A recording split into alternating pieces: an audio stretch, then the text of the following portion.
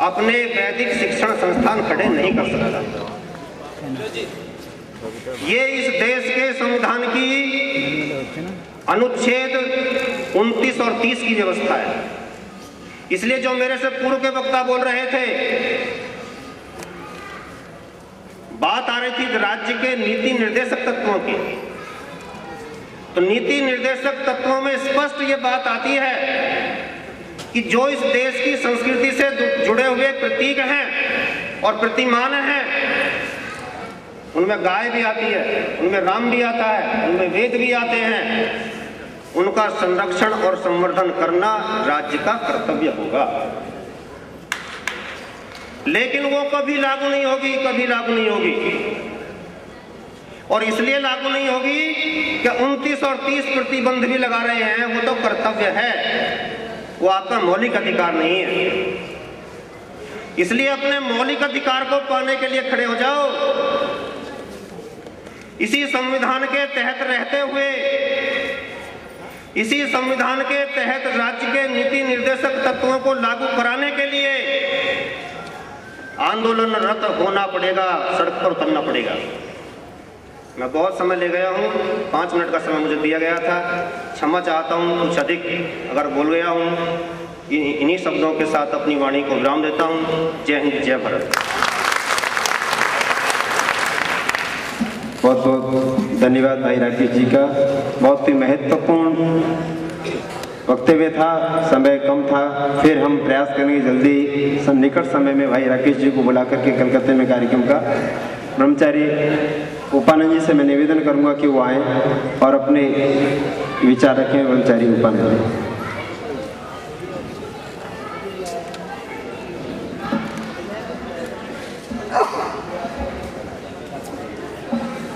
আপনারা যারা বাইরে দাঁড়িয়ে আছেন সবাই নিবেদন করছি আপনারা হলে চলে আসুন।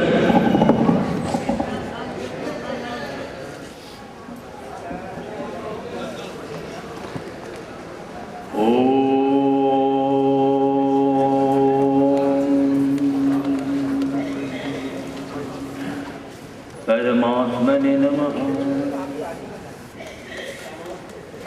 मंचस्थ প্রবুদ্ধ শক্তি, দর্শকদের মধ্যে আগ্রহ এবং জনশক্তি, মাতৃশক্তি। গোরক্ষা আন্দোলনে আজকে যারা এখানে সমবেত হয়েছেন, বাংলার পরিবেশে এটি একটি অভূতপূর্ব বিষয়।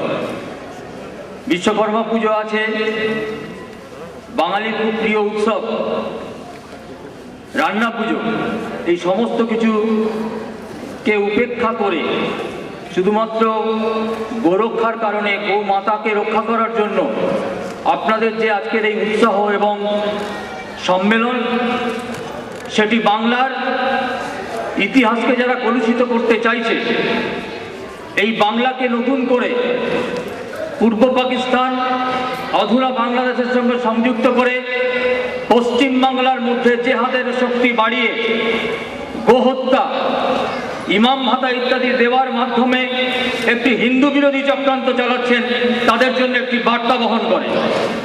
মহাজাতি সদনের পূর্ণ প্রেক্ষাগৃহে আমরা এখানে নির্ণয় নিয়েছি যে গোরক্ষার জন্য এই যে সম্মেলন, সেই সম্মেলন প্রকৃতপক্ষে হিন্দু নবজাগরণের একটি নতুন সূচনা। দীর্ঘক্ষণ ধরে আমাদের এখানে যারা বক্তারা রয়েছেন, বেদ বেদান্ত ভারতের সংস্কৃতি থেকে তারা প্রমাণ দিয়েছে যে বেদে গোহত্যা নেই, বরং সনাতন ধর্মী আর্য সংস্কৃতির দায়িত্ব হচ্ছে গোরক্ষা। কারণ এই গোরক্ষার উপরেই ভারতের কৃষি এবং ঋষি সংস্কৃতি দাঁড়িয়ে রয়েছে। একথা যদি শুধু হিন্দু সেন্টিমেন্ট, হিন্দু মনোভাবনার সঙ্গে আমরা জুড়ে রাখি, তাহলে সেটিকে কম বলা হবে। কারণ ভারতের সংবিধান, ভারতের সর্বোচ্চ ন্যায়ালয়, কলকাতার মাননীয় কলকাতার উচ্চ ন্যায়ালয় তর্কহীন ভাষায় রায় দিয়েছেন। WP 16749 (2 of 2011) প্রধান বিচারপতি মাননীয় প্রধান বিচারপতি জেএন প্যাটেল এবং সহ মাননীয় বিচারপতি অসীম কুমার রায়, এই রায় অর্থহীন ভাষায় বলা হয়েছে যে বকরি ঈদে গোহত্যা সম্পূর্ণরূপে সংবিধান বিরোধী। সেটা কোনো রকমভাবেই ইসলাম ধর্মের যে মানসিক সেন্টিমেন্ট, সেই সেন্টিমেন্টের সঙ্গে সংযুক্ত নয়। যখন ইসলাম গোহত্যাকে সমর্থন করে না, যখন বেদে গোহত্যার সমর্থন নেই, আজকে যারা শুধুমাত্র হিন্দু সংস্কৃতি, আর্য সংস্কৃতি, ভারতের হিন্দু রাষ্ট্রকে ধ্বংস করার জন্যে ভারত বিরোধী, হিন্দু বিরোধী, সনাতন তত্ত্ব বিরোধী চক্রান্তকে পরিপুষ্ট করতে চাইছেন, তাদের কাছে আমরা নিবেদন রাখছি যে সংবিধান বিরোধী, গণতন্ত্রকে যদি শ্রদ্ধা করেন, আজকের এইরকম একটি কাজের দিন সোমবারে এখানে হাজার জনতার বেশি যে সমাবেশ আজকের গোরক্ষা আন্দোলনকে সমর্থন করছে, তাদের প্রতি নিশ্চয়ই অবিচার করবেন না। বারবার আমাদের পূর্ববর্তী বক্তারা বলেছেন, এটা শুধু বক্তৃতার কাজ নয়, মাঠে নেমে আমরা আমাদের এই কাজ শুরু করছি। সমাজের সামনে যে সমস্যা আছে, আজকের গোরক্ষা সম্পর্কে বলতে গিয়ে আমরা পর্যাবরণের কথা বলেছি। পর্যাবরণ রক্ষা হবে, যে প্রদূষণ হচ্ছে, প্রদূষণ থেকে মানুষ বাঁচবে, আমাদের স্বাস্থ্য বাঁচবে, আমাদের অর্থনীতি বাঁচবে, আমাদের ভবিষ্যৎ প্রজন্মকে আমরা বাঁচাতে পারবো যদি গোরক্ষা করতে পারি। কিন্তু আজকে শুধুমাত্র ভারতের সংস্কৃতিকে আহত করতে হবে, হিন্দু সেন্টিমেন্টকে আহত করতে হবে, সেই জন্য কোরআনে না থাকা সত্ত্বেও গোহত্যা করতে হবে, এই যে মানসিকতা, সেই মানসিকতার সম্পূর্ণ আমরা বিরোধিতা করছি। আচ্ছা বলুন তো, কিছুদিন আগে সালমান খান একটি পশু মেরে দিয়ে আর তাকে জেলে যেতে হয়েছে, কেস করতে হয়েছে। কৃষ্ণসাগর মৃগকে মারলে জেলে যেতে হচ্ছে কেন? বিলুপ্ত প্রায় প্রজাতি, পৃথিবীর বিলুপ্ত প্রায় ওই প্রাণীগুলিকে, প্রজাতিগুলিকে রক্ষা করার জন্য আমরা মানব সমাজ, আধুনিক মানব সমাজে যারা অগ্রগতি করতে চাইছি, তাদের রক্ষা করতে চাইছি। তাহলে আজকে ওই কোটি কোটি ভারতবর্ষের যে আমাদের যে সম্পদের প্রধান যে ভিত্তিভূমি গোমাতা, গোবংশ, তাকে হত্যা করে 1 কোটিতে 7 কোটিতে এনেছি, ওটা কমে যাবে, একদিন দুর্লভ প্রজাতির প্রাণী হয়ে যাবে, তখন তো সরকারকে বাধ্য হবে গোহত্যা নিষিদ্ধ করতে হবে।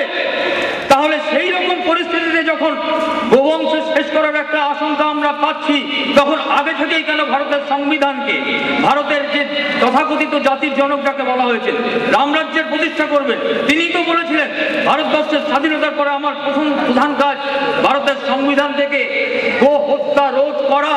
তাহলে সেই রামরাজ্যের যে পরিকল্পনা, গোহত্যা বন্ধের যে পরিকল্পনা, আজকের 65 বছরের বেশি যে স্বাধীনতা প্রাপ্তি হয়েছে, তারপরেও সম্পূর্ণ শাস্ত্রীয় সামাজিক গণতন্ত্রের যে ভিত্তি, বেশিরভাগ মানুষ যেটা চাইছে, ভোটে তারা যেতে, বেশিরভাগ মানুষ যেটা ভোটে চায়, তারাই যেতে। তাহলে আজকের যে এই সমাজ, 100 কোটির বেশি মানুষ যে সমাজ, তাদের মধ্যে 90% মানুষ চাইছেন না গোহত্যা হোক, গোহত্যা বন্ধ হোক। তাহলে সেই সেন্টিমেন্টকে কেন গুরুত্ব দিয়ে আজকে ভারতবর্ষে গোহত্যা বন্ধ করা হচ্ছে না? বিনম্র নিবেদন করব, সংঘাতের জায়গা নয়, কিন্তু নিশ্চয়ই সমাজের রক্ষার জন্য আমাদের হিন্দুদের জনরক্ষা করতে হবে, আমাদের নারী রক্ষা করতে হবে, আমাদের ভূমি রক্ষা করতে হবে, আমাদের অর্থ সম্পদ রক্ষা করতে হবে। তার সঙ্গে সঙ্গে সমস্ত কিছুর রক্ষার যে বুনিয়াদ এবং যেখান থেকে সম্ভাবনাটা সবচেয়ে বেশি, সেই গোরক্ষা করতে হবে। কারণ 1857 সালের ওই প্রথম স্বাধীনতা সংগ্রামের ইতিহাসকে স্মরণ করুন, যেখানে মঙ্গল পাণ্ডে এই ব্যারাকপুর ছাউনি থেকে তিনি শুরু করেছিলেন সেই চোটাতে গো চর্বি থাকার জন্যে, এবং সেই হিন্দু ছেলেরা দাঁত দিয়ে কাটতে হয়, সেই চোটা কাটবেন না বলে সেখানে ওই রাজশক্তির বিরুদ্ধে যে আন্দোলনের শুরুয়াত করেছিলেন, সেটি সারা ভারতবর্ষে স্বাধীনতা আন্দোলনের পথ দেখিয়েছে।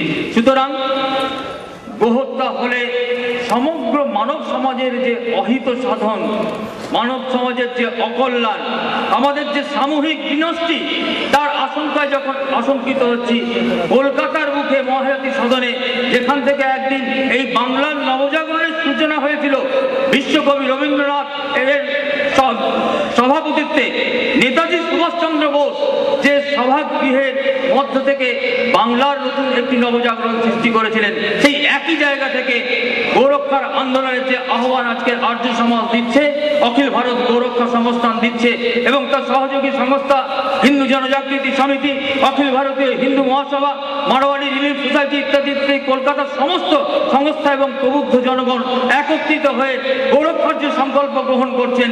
আজকের সরকারকে বুঝতে হবে এত মানুষের যে সম্মিলন এবং তাদের যে দাবি, সেই দাবিকে পূরণ করে ভারতবর্ষে এবং পশ্চিমবঙ্গে অবিলম্বে গোহত্যা বন্ধ করতে হবে। এই শব্দের সঙ্গে আমি সকলকে ধন্যবাদ জানিয়ে আমার বক্তব্য শেষ করছি। সকলে বলুন